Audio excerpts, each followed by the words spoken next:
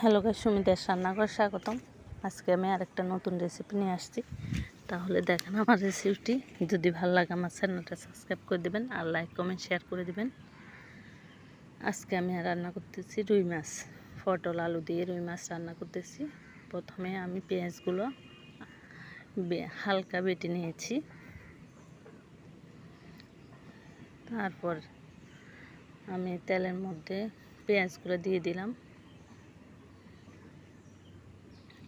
পেঁয়াজগুলো একটু লাল লাল হয়ে আমি পটল আর আলুগুলো দিয়ে দিলাম। পটল আর আলুগুলো আমি আগে থেকে ভেজে নিয়েছি।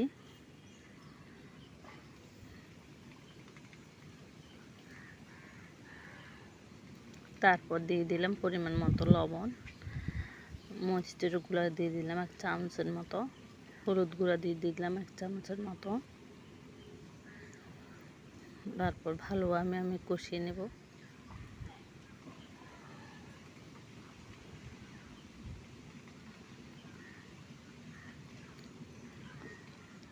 এই তো আমি কষিয়ে নিয়েছি। এর মধ্যে 2টা কাঁচা লঙ্কা দিয়ে দিলাম। তারপরে এর মধ্যে আমি দিয়ে দিলাম জিরা বাটা,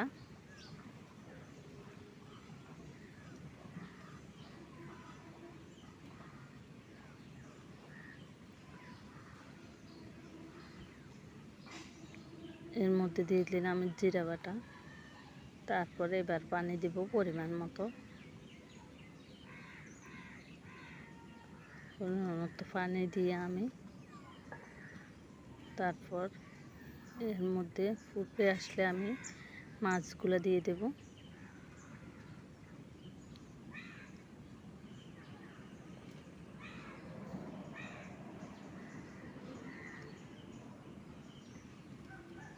এই তো দেখেন আমার মাছগুলো হয়ে গেছে।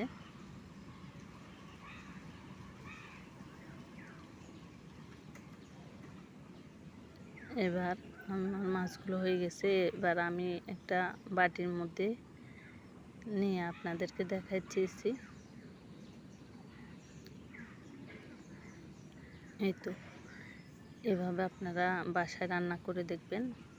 আর সবাই ভালো থাকবেন। সবাইকে অনেক অনেক ধন্যবাদ।